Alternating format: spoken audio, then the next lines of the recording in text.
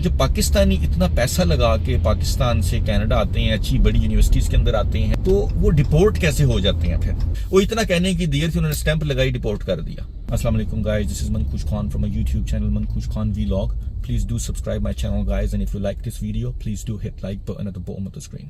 बहुत सारे पाकिस्तानी स्टूडेंट्स वो डिपोर्ट हो जाते हैं स्टडी वीजे के बाद। तो आज हम डिस्कस करेंगे पाकिस्तानी स्टूडेंट ये क्यों डिपोर्ट होते हैं।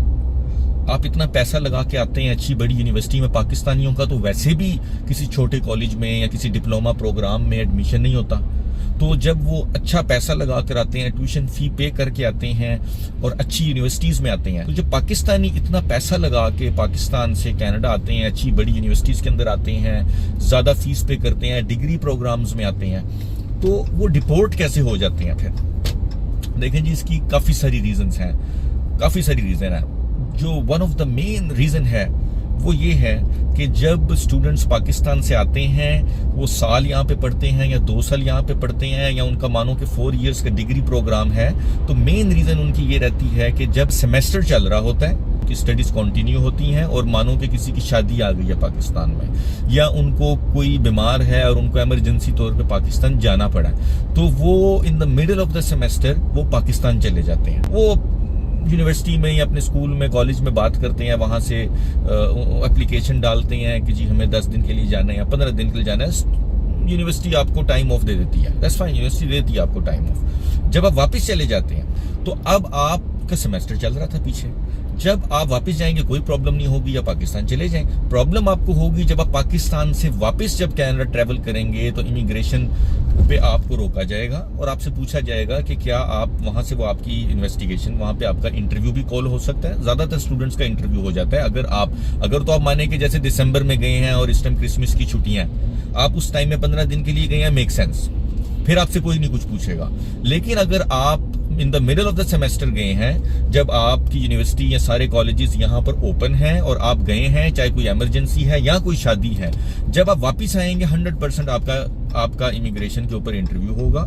वो आपसे पूछेंगे कि आप क्यों गए थे, वो कहेंगे आपके स्कूल में कॉलेज में तो छुट्टियां नहीं हैं। तो उधर आप, अगर ज्यादातर लड़के गलती क्या करते हैं कि जब वो उनका इंटरव्यू होता है वहां पे वो कंफ्यूज हो जाते हैं, वो नर्वस हो जाते हैं, वो उल्टी सीधी बातें करना शुरू कर देते हैं। कई स्टूडेंट्स इसमें ऐसे भी होते हैं कि जिन्होंने सेमेस्टर फ्रीज कराया होता है। कई बच्चे ऐसे होते हैं कि जो स्टूडेंट होते हैं लेकिन कहीं पर फुल टाइम जॉब भी मतलब let's say 20 hours work allowed है, तो वो 25 आवर्स भी कई जगह जॉब कर रहे हैं, कोई 30 आवर्स भी पर वीक जॉब कर रहे हैं, जो कि उन्हें अलाउड नहीं है। होता क्या है, वो ड्यूरिंग इंटरव्यू फिर वो जब आपसे क्वेश्चन आंसर्स करते हैं, तो बच्चे जो है ना वो अमूमन वहां पे कंफ्यूज हो जाते हैं, वो नर्वस हो जाते हैं। उनकी थ्योरी सिंपल सी है, if you are a serious genuine student you shouldn't be going back to Pakistan if your college university is open. तो वो आपसे पूछेंगे कि भाई क्यों।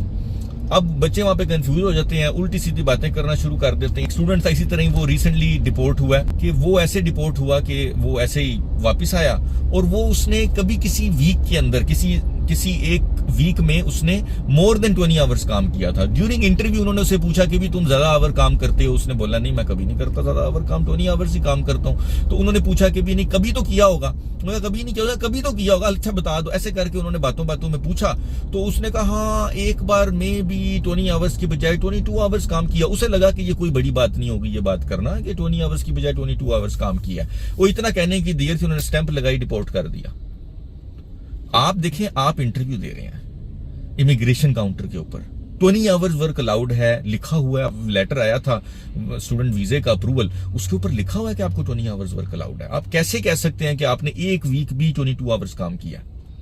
ठीक है, जब आप अपने मुंह से किसी चीज को मान जाएंगे तो वहां पे आप लॉयर भी हायर करवा लेंगे, वो भी कुछ नहीं कर सकेगा। आप अपील भी डालेंगे तो उससे भी कुछ नहीं होगा।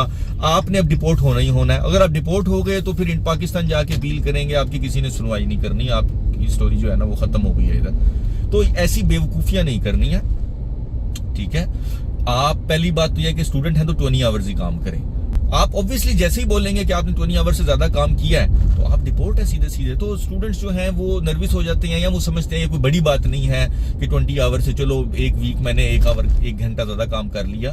तो आप जब इमिग्रेशन काउंटर के ऊपर वो जितना मर्जी भी, क्योंकि आप उनकी सारी रिकॉर्डेड होती है जो भी इंटरव्यू चल रहा होता है, तो अगर वो आपको डिपोर्ट नहीं करेंगे तो they will be in trouble, जो भी ऑफिसर आपका इंटरव्यू कर रहा है, ठीक है। तो जब आपने खुद से मुंह से मान लिया तो अब उनको आपको डिपोर्ट करना ही करना है। तो वो लड़का जो है वो डिपोर्ट हो गया था पाकिस्तान। फिर एक और भी रीजन है इसके अलावा, वो ये है कि स्टूडेंट्स आते हैं यहाँ पे बैंकों से लोन लेते हैं, बैंकों से गाड़ियां ले लेते हैं, वो क्रेडिट कार्ड्स निकाल लेते हैं, वो डिफरेंट जो है ना बाय नाउ पे लेटर, कितनी अपना आईफोन्स ले लेंगे, आईपैड्स ले लेंगे। क्रेडिट स्कोरिंग का लोगों को पता नहीं है कि क्रेडिट स्कोरिंग क्या है, क्योंकि पाकिस्तान में उसका कॉन्सेप्ट नहीं है। तो मैं एक वीडियो मेरी जरूर देखिएगा क्रेडिट स्कोरिंग के ऊपर, फ्यूचर में मैं बनाने वाला हूँ। तो उसमें मैं डिटेल में आप लोगों को बताऊंगा कि क्रेडिट स्कोर क्या होता है, क्रेडिट स्कोर का क्या इफेक्ट होता है आपके फाइनेंसेस के ऊपर, वो मैं डिस्कस करूंगा डिटेल में। आपको बताऊंगा कि क्रेडिट स्कोर क्या होता है अगर आपने गाड़ी लोन पे लेनी है या मॉर्गेज लेना है या क्रेडिट कार्ड्स लेने हैं, तो क्रेडिट स्कोर की वैल्यू क्या है वो आप लोगों को नहीं पता। डिटेल वीडियो मैं उसके ऊपर बनाऊंगा, ठीक है। अभी मैं आपसे कुछ और डिस्कस कर रहा हूँ। ये इस वजह से भी स्टूडेंट्स जो है ना वो बड़े बैंकरप्ट भी हो जाते हैं। इस वजह से भी स्टूडेंट्स क्या करते हैं कि वो आते स्टूडेंट्स हैं और वो फिर पैसा बहुत ज्यादा इधर से क्रेडिट कार्ड खाली कर लिया, वो क्रेडिट कार्ड भी खाली कर लिया और छोटा सा ये लोन ले लिया और कुछ डिवाइसेस ऑर्डर कर ली ऑनलाइन, ठीक है। इवेंचुअली जो है वो जो इदारे हैं, जो सर्विसेज हैं, जो बैंक्स हैं, वो फिर रिपोर्ट कर देते हैं आपको। और इवेंचुअली जो है वो कुछ स्टूडेंट्स ऐसे डिपोर्ट हुए हैं कि जो वो भी डिपोर्ट ऐसे ही होते हैं कि जब आपने स्टूडेंट वीजा लिया हुआ है तो अब आपका रिन्यूअल आ गया या आप गए हैं और वापस आ रहे हैं, तभी आप पकड़े जाएंगे।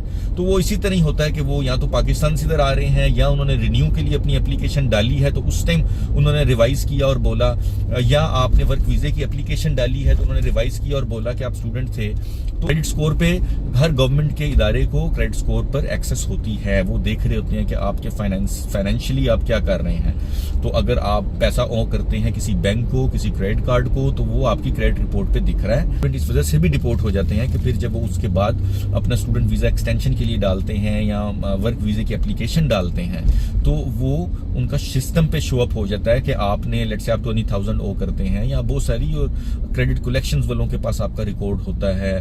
मतलब आपको पता नहीं होता कि क्रेडिट कलेक्शन आप कभी इस घर में रह रहे हैं, कभी अपना एड्रेस चेंज कर रहे हैं, आपको पता नहीं लगेगा, क्रेडिट कलेक्शंस वाले आपके पीछे पड़ जाएंगे, ठीक है। वो इवेंचुअली जो है आप पे को केस बन जाएगा और आप जो है वो इवेंचुअली जब एप्लीकेशन अपनी रिन्यूअल की डालेंगे या उसकी डालेंगे तो आप डिपोर्ट हो जाएंगे, 100% डिपोर्ट हो जाएंगे। तो ये कुछ चीजें हैं जिससे जो आप ट्राई करें कि आपने बिल्कुल नहीं करनी। अगर आप स्टूडेंट हैं तो आपने इन चीजों की बिल्कुल एहतियात करनी है।